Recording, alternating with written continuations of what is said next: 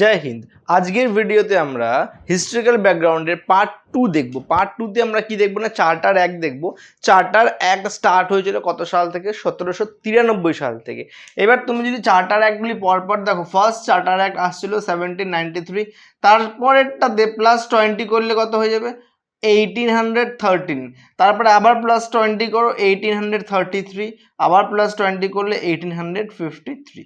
এই চারটা, that is 1793, 1813, 1833, 1853, মোট চারটে চার্টার অ্যাক্ট আমরা পড়বো। চার্টার অ্যাক্ট কেন পড়বো? চার্টার অ্যাক্টের মাধ্যমে আমরা জানতে পারবো যে ব্রিটিশার্স অর্থাৎ ব্রিটিশ গভর্নমেন্ট কোম্পানির উপরে কি করে রুল লাগিয়েছিল এবং ভারতকে কি করে তারা শাসন করতো, এবং এই ডিটেলসটা রয়েছে আমাদের এই চার্টার অ্যাক্টে। আস্তে আস্তে আমরা বুঝবো কি করে গভর্নর জেনারেল অফ বেঙ্গল চলে আসলো গভর্নর জেনারেল অফ ইন্ডিয়া, প্রথম গভর্নর জেনারেল অফ ইন্ডিয়া কে ছিল, সো ডিটেলসগুলো আমরা এবার জানবো। দেখো, চার্টার অ্যাক্ট অফ 1793 কি বললো? The features of this act were as follows. কি কি ফিচার নিয়েছিল? It extended the overriding power given to the Lord Cornwallis over his council. অর্থাৎ কাউন্সিল যদি কোনো ডিসিশন দিত, আগের দিন আমরা দেখলাম ভিডিওতে যে কাউন্সিল যদি কোনো ডিসিশন দেয় সেটাকে ওভাররাইড করতে পারলো কে? ঠিক উপরের পোস্টে যে রয়েছে, অর্থাৎ গভর্নর জেনারেল অফ বেঙ্গল যে ছিল। অর্থাৎ দেখো বলেছে এখানে সে গভর্নর জেনারেল অফ বেঙ্গল কে ছিল? Lord Cornwallis. Clear? Lord Cornwallis তার যে কাউন্সিল ছিল, কাউন্সিলের ডিসিশনের উপরে কি করতে পারতো? স্পেশাল কেসেসে সে কিছু ওটাকে ওভাররাইড করতে পারতো। তার মানে হচ্ছে স্পেশাল কেসেসের ক্ষেত্রে কাউন্সিল যা বলবে তার উপরে যদি লর্ড কর্নওয়ালিস কিছু বলে দেয়, লর্ড কর্নওয়ালিসের কথাটাই কিন্তু প্রাধান্যতে রাখতো বর্তমানে, মানে সেই সময় কাউন্সিল। কিন্তু চার্টার একটা কি বললো? ইন ফিউচার, অর্থাৎ ভবিষ্যতের সময়, ভবিষ্যতেও যদি কোনো রকমের এরকম কোনো ঘটনা ঘটে থাকে, টু অল ইন ফিউচার, তাহলে ফিউচারেও কি করতে পারবে? গভর্নর জেনারেল যে রয়েছে, অর্থাৎ গভর্নর জেনারেল অফ বেঙ্গল তখনকার ছিল, অ্যান্ড গভর্নর্স অফ প্রেসিডেন্সির উপরে সে কি করতে পারবে? সে ডিসিশন দিতে পারবে। ওটাই বলা হয়েছে এখানে, পড়ে নেবে যে it extended the overriding power given to the Lord Cornwallis over his council to all future governor generals and governors of presidencies. Governor presidency মানে কি? গভর্নর অফ জেনারেল মানে হচ্ছে বেঙ্গলের, গভর্নর প্রেসিডেন্সি মানে মাদ্রাস এবং বোম্বের। ক্লিয়ার? নেক্সট যদি আমরা যাই বাঁদিকে, আমরা স্লাইডটা পাবো এবার। এ দেখো, এর বাঁদিকে স্লাইডের পয়েন্ট নাম্বার 2 কি রয়েছে? পয়েন্ট নাম্বার 2 এখানে বলেছে it gave the governor general more powers and control over the governments of the subordinate presidencies of Bombay and Madras, যেটা বললাম। Point number 3, it extended the trade monopoly. আচ্ছা, মনোপলি মানেটা কি? মনোপলি মানে হচ্ছে তুমি একটা ব্যবসা শুরু করলা, সেখান থেকে পুরোপুরি একমাত্র তোমারই কি হচ্ছে? সোর্স অফ ইনকাম হচ্ছে সেখান থেকে, সেটাকেই বলি আমরা কি? ট্রেড মনোপলি, মানে 1:1। তাহলে it extended the trade monopoly of the company in India for a period of another 20 years. এই 20 ইয়ার্স কেন বললাম? 1793 থেকে 20 প্লাস করো। চার্টার একটা বললো যে না, east India company trade monopoly করতে পারবে আরও 20 বছরের জন্য ফিউচারে, অর্থাৎ 1813 পর্যন্ত। Number 4 point, it provided that the commander in chief was not to be member of the governor general's council unless he was appointed. দেখো, কমান্ডার ইন চিফ আমরা দেখেছিলাম যে গভর্নর জেনারেল যে ছিল সে কিন্তু বলেছিল যে অ্যাক্ট পিটস অ্যাক্টের পরে, অ্যাক্ট অফ 1786 যে সে হতে পারে গভর্নর জেনারেল, বাট তার দুটো কন্ডিশন ছিল। তার মধ্যে একটা কন্ডিশন ছিল সে কমান্ডার ইন চিফ হবে। বললো এখানে কমান্ডার ইন চিফ হবে না যদি না, আনলেস মানে যদি না উনি অ্যাপয়েন্টেড হয়ে থাকে তবে। এর সাধারণত হবে না, যদি অ্যাপয়েন্ট করে থাকে তাহলেই হবে। এটা চার্টার একটা ক্লিয়ার কাট বলে দিল। And last point, it laid down that the members of the board of control and their staff were henceforth to be paid out by the Indian revenues। অর্থাৎ ভারতীয়দের কাছ থেকে যে ট্যাক্স আদায় করা হবে, যে রিভিনিউ আদায় করা হবে, সেইখান থেকেই এই কোম্পানির যারা মেম্বার রয়েছে সেই মেম্বারদের বেতনটা দেওয়া হবে। এটা চার্টার একটা ক্লিয়ার বললো। চার্টার একটা আমরা কটা পয়েন্ট দেখলাম? 5টা পয়েন্ট দেখলাম। First charter act, that is 1793। Next যদি আমরা যাই 1793 পরে 20 বছর পরে সেকেন্ড চার্টার অ্যাক্ট যেটা ছিল 1813, সেখানে কি বললো? It abolish the trade monopoly of the company in India. The Indian trade was thrown open to all British merchants। অর্থাৎ কি বললো? যেই ট্রেড মনোপলিটা পেয়েছিল কে? না, কোম্পানি সেটাকে বন্ধ করলো এবং ভারতীয়দেরকেও কি করলো, একটা ব্যবসা করে দেওয়ার সুযোগ দিয়ে দিল ব্রিটিশ গভর্নমেন্ট। কিন্তু কিন্তু বললো শুধুমাত্র ট্রেড মনোপলি থাকবে কোথায়, টি অর্থাৎ চায়, ট্রেড উইথ চীনা, এই দুটো জিনিসের উপরে কি থাকলো, শুধুমাত্র ট্রেড মনোপলি কি করতে পারবে, মানে ব্যবসা করতে পারবে, কোম্পানি করতে পারবে। নাম্বার 2, 1813 কি বললো, ইট অ্যাসার্টেড দ্য সভার্জিনিটি মানে সার্বভৌমত্ব of the British crown over the companies territories in India, অর্থাৎ বলছে ব্রিটিশ ক্রাউন কি করতে পারে, কোম্পানির যত টেরিটরি আছে পুরোটাকে ব্রিটিশ ক্রাউনের আন্ডারই রাখছে। ভালো করে বুঝতে হবে এটা, কোম্পানি কিন্তু একদম উপরে লিড করছে না, কোম্পানির উপরে কে রয়েছে, ব্রিটিশ ক্রাউন রয়েছে, সেটাই এখানে ক্লিয়ার করেছে। নাম্বার 3 পয়েন্টে কি বলেছে দেখো, নাম্বার 3 পয়েন্টে বলেছে ইট অ্যালাউড দি খ্রিশ্চান মিশনারিজ, এইটা ইম্পর্টেন্ট। দেখো আমরা জানি যে পৃথিবীর ম্যাক্সিমাম যে পপুলেশন রয়েছে কি রয়েছে, খ্রিশ্চান রয়েছে, আমরা জানি এটা। এবং আমাদের ইউরোপেও কি আছে, মানে ইংল্যান্ডেও কি আছে, ম্যাক্সিমাম খ্রিশ্চানিস। তো এবার দেখো it allowed Christian missionaries to come to India for the purpose of enlightening the people, অর্থাৎ পিপলকে জাগ্রত করার জন্য খ্রিশ্চান মিশনারিজকে ভারতবর্ষে প্রেরণ করা হয়েছিল, অর্থাৎ অ্যালাউড মানে অনুমতি দেওয়া হয়েছিল। It provided for the spread of western education among the inhabitants of the British territories of India. Inhabitants মানে হচ্ছে ব্রিটিশার্সরা যত এরিয়াতে কি করে রাখছিল, তাদের স্থাপত্য বাড়িয়ে রাখছিল, ব্রিটিশাররা যত এরিয়াতে ছিল সেই সব এরিয়াতে কি করলো, পড়াশোনাটাকে অর্থাৎ ওয়েস্টার্ন কালচার যেটা রয়েছে ওটাকে আরো উন্নত করার চেষ্টা করলো, ওয়েস্টার্ন কালচারকে ওয়েলকাম জানালো। কোথায় বললো, 1813। It authorized the local governments in India to impose taxes, collect revenues. If anyone will not give the taxes or revenues, they will be punished by the government. তার মানে হলো তুমি কেউ যদি ট্যাক্স না দেয়, রিভিনিউ না দেয়, তাকে কি করা হবে, পানিশমেন্ট দেওয়া হবে, punish the persons for not paying taxes. Clear হয়ে গেল এটা। নেক্সট পয়েন্ট যাচ্ছি আমরা চার্টার অ্যাক্টে, সেটা হচ্ছে 1833, 13 পরে 20 যোগ করলে 33। This act was the final step towards centralization of India. এই পয়েন্ট থেকে আমরা কি বুঝলাম, সেন্ট্রালাইজেশন পয়েন্ট থেকে বুঝবো যে সেন্টার একটা থাকবে, বাকি সবাইকে কি করবে, কন্ট্রোল করবে। তো দেখো ফার্স্টে গভর্নর পড়েছিলাম 3টা এরিয়ার, কোন 3টা এরিয়ার, বাঙ্গাল, মাদ্রাস এবং বম্বে গভর্নর ছিল।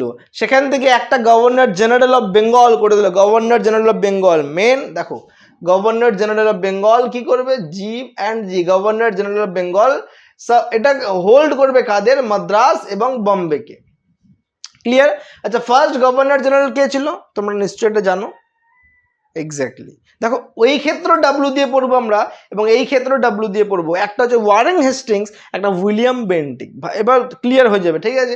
এইবার গভর্নর জেনারেলটা কি হলো, আপডেট হলো কোন সালে, দেখো ভালো করে বুঝে নিবে, 1833-তে আপডেট হয়ে গভর্নর জেনারেল অফ বেঙ্গল ছিল ওটা, এবার হবে হচ্ছে governor general of India. Clear? এটা হয়ে গেল আপডেট, জাস্ট এখানে গভর্নর জেনারেল অফ বেঙ্গলটা হয়ে গেল গভর্নর জেনারেল অফ ইন্ডিয়া। এটাই এখানে বলা হয়েছে, দেখবে governor general of India and vested him in all civil and military powers. এটা গেল।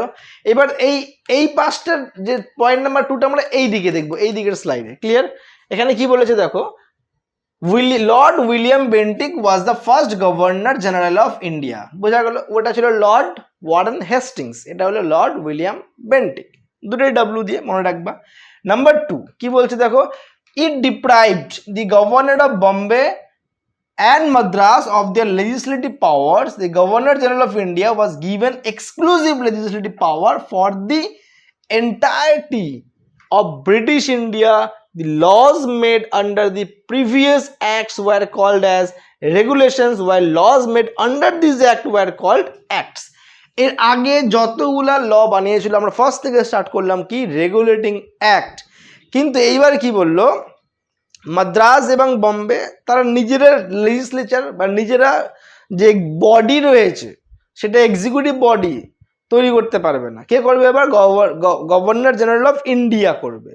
তো এখানে কি বললো দেখো, governor general of India was given exclusive legislative power. Exclusive মানে হচ্ছে শুধুমাত্র গভর্নর জেনারেল অফ ইন্ডিয়াকে পাওয়ার দেওয়া হলো, অর্থাৎ মাদ্রাস এবং বোম্বে থেকে পাওয়ারটা কি করে নেওয়া হলো, কেড়ে নেওয়া হলো। সিম্পল বলা হয়েছে এখানে। পয়েন্ট নাম্বার 3 তে আমরা কি দেখবো দেখো, বলছে it ended the activities of the East India Company as a commercial body which became a purely administrative body. It provided that the company's territories in India were held by it in trust for His Majesty, his heirs and successors. এইবার আমাদেরকে বুঝতে হবে ইংরেজের বা ইংল্যান্ডের যে রানী ছিল, তাই না, রানীদের যে নেক্সট জেনারেশন তারা হয় সেখানে মানে সব থেকে উপরের একটা পদে নিয়ে থাকে। ভারতবর্ষে কি ডেমোক্রেটিক, অর্থাৎ তুমি যাকে ভোট দিবে সেই কি হবে, সেই আমাদের মানে লিডিং পাওয়ার নিয়ে আসবে, অর্থাৎ মেজরিটি নিয়ে আমাদের প্রধানমন্ত্রী হবে, আমাদের চিফ মিনিস্টার হবে। কিন্তু ইংল্যান্ডে এরকম হয় না। ইংল্যান্ডের ক্ষেত্রে যে রানী রয়েছে তার যারা হেয়ার্স রয়েছে, সাকসেসর রয়েছে, নেক্সট জেনারেশন তারাই কিন্তু টপমোস্ট পজিশনে থাকে। এখানে কি বলা হলো যে কোম্পানির যে টেরিটরি রয়েছে, ভালো করে শুনবে, কোম্পানির যে টেরিটরি, সেই কোম্পানির টেরিটরিটা কি বললো, were held by it in trust for his majesty. His মানে কার, হিজ মানে হচ্ছে রানীর বা রানীর নেক্সট জেনারেশন, এর আন্ডারে থাকবে কে, কোম্পানি শুধুমাত্র রানীর কথা মেনেই কাজ করবে, এটা এখানে ক্লিয়ার কাট বলা হলো। নাম্বার 4 পয়েন্ট কি বললো, দি charter act of 1833 attempted to introduce a system of open competition. এবার এই open competition selection that is civil servants and stated that the Indians should not be debarred from holding any place, office and employment under the company. However, this provision was negated after opposition from the court of directors. বুঝে দিচ্ছি ব্যাপারটা কি, দেখো civil servant তোমরা নাম শুনছো, আমরা যে ইউপিএসসি এক্সামগুলো কন্ডাক্ট হয়, স্টেট পাবলিক সার্ভিসের এক্সামগুলো যে কন্ডাক্ট হয়, অর্থাৎ সিভিল সার্ভিসেসের যে এক্সামগুলো কন্ডাক্ট হয়, কেন এগুলো স্টার্ট হলো, কি করে হলো, এই টপিক থেকে আসছে। কোম্পানিতে যারা কর্মচারী ছিল তারা এতটাই ট্যালেন্টেড ছিল কারণ ব্রিটিশ গভর্নমেন্ট তাদেরকে কি করতে পারছিল না, কন্ট্রোল করতে পারতেছিল না। কারণ ইংল্যান্ডের একমাত্র একটা কলেজ রয়েছে, ওই কলেজ থেকে পড়াশোনা করে এসেই ওই কোম্পানিতে চান্স পাওয়া যায়। তো ওই এক্সামটা শুধুমাত্র ওই কলেজে যারা পাস আউট হয়েছে তারাই একমাত্র দিতে পারতো, ওপেন ছিল না, অর্থাৎ সকলেই বসে বা যে কোনো পাবলিক বসে সে গ্র্যাজুয়েশন করুক, 21 ইয়ার্স হোক, 18 ইয়ার্স হোক, দিতে পারতো না। কিন্তু ফার্স্ট টাইম কি বললো, এবার ফার্স্ট টাইম এটা ওপেন কম্পিটিটিভ এক্সাম এর ঘোষণা করলো সিভিল সার্ভেন্ট, অর্থাৎ ভারতীয়রাও কিন্তু এখানে এক্সামে বসতে পারবে। Indians will not be diverted from this open competition, clear cut বলা হয়েছে এখানে। দেখো Indian will not diverted, not shall not diverted from, shall not, should not, shall not, will not, অনেক ভাস্ট টপ টার্ম রয়েছে, কেন এগুলো use করা হয়। শ্যাল নট, শুড, শ্যাল উইলের যে ডিফারেন্স রয়েছে ওগুলো দেখবা। শুড নট মানে ইন ফিউচারে তারা কিন্তু কি হবে না, ডিভার্টেড হবে না। এইবার এখানে কি বললো, কিন্তু কোর্ট অফ ডাইরেক্টরস, আমরা ফার্স্টেই বললাম কোর্ট অফ ডাইরেক্টরে কি করলো, গভর্নর জেনারেল অফ বেঙ্গল আসলো এবং 4টা এক্সিকিউটিভ মেম্বার, সেইখান থেকে কিন্তু এটাকে অপোজিশন করলো, অপোজিশন করে এই এক্সামটাকে ইন্ডিয়ানদের জন্য বাতিল করে দিল, নেগেটেড, মানে ইন্ডিয়ানরা বসতে পারবে না। কিন্তু হ্যাঁ, এই মোটিভটা আনা হয়েছিল কবে, 1833 সালে। নেক্সট দেখবো আমরা charter act 1853। This act was the last charter act, সবার শেষে। তারপরে যেটা আসবে বললো by the British parliament between 1793 থেকে 1853, last Charter Act 1853. It was a significant constitutional landmark. Significant constitutional landmark, দেখা যাক significant কি রয়েছে এখানে, মানে গুরুত্বপূর্ণ constitutional landmark বা পয়েন্ট রয়েছে এখানে যেটা বলতে চাচ্ছে, দেখছি এবার। Number 1, it separated for the first time the legislative and executive functions of the Governor Generals of Council. Legislative and executive এই দুটোর অর্থ কি দেখো, ল, আমরা জানি ল মেকিং বডি কটা রয়েছে, ভালো করে শুনবে। ল মেকিং বডি যদি না বলে আমরা বলি, আমরা জানি যে আমাদের অর্গানস কটা রয়েছে, 3টা। কি কি, একটা হচ্ছে লেজিসলেটিভ, LEG লিখলাম, একটা এক্সিকিউটিভ EXE লিখলাম, আর একটা জুডিশিয়ারি JUD লিখলাম। ভালো করে শুনবে, লেজিসলেটিভের কাজ কি, এক্সিকিউটিভের কাজ কি এবং জুডিশিয়ারির কাজ কি, এই তিনটা পয়েন্ট বুঝতে হবে। ক্লিয়ার? একটা কি করে লটাকে তৈরি করে, একটা লটাকে ইমপ্লিমেন্ট করে, আর একটা বডি লকে চেক অ্যান্ড ব্যালেন্স দেয়, অর্থাৎ যদি কোথাও কোনো ভুল হয়ে থাকে সেটাকে কারেকশন করে। ক্লিয়ার? তো কি বললো, এই যে লেজিসলেটিভ বডি এবং এক্সিকিউটিভ বডি, অর্থাৎ যে লটাকে বানাবে আর যে লটাকে ইমপ্লিমেন্ট করবে দুটোকে আলাদা বডি করে দিল।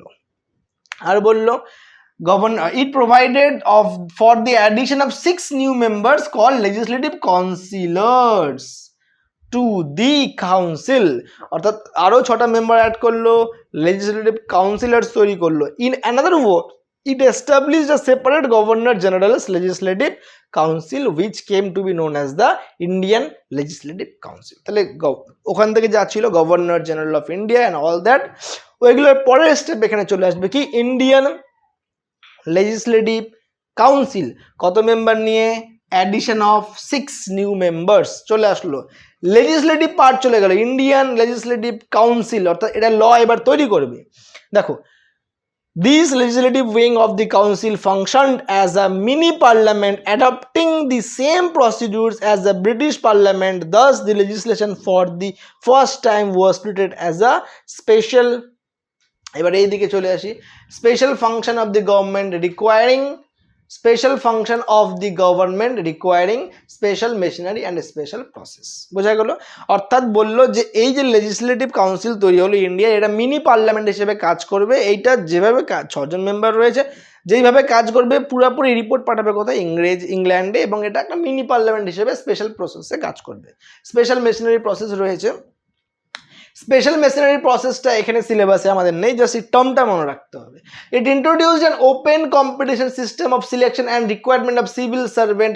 দি concerned civil covalent civil service was thus thrown open to the Indians also. Accordingly, the Macaulay Committee তে কি করলো? অ্যাপয়েন্টেড 54 এ বললো যে না, আর এরকম চলবে না।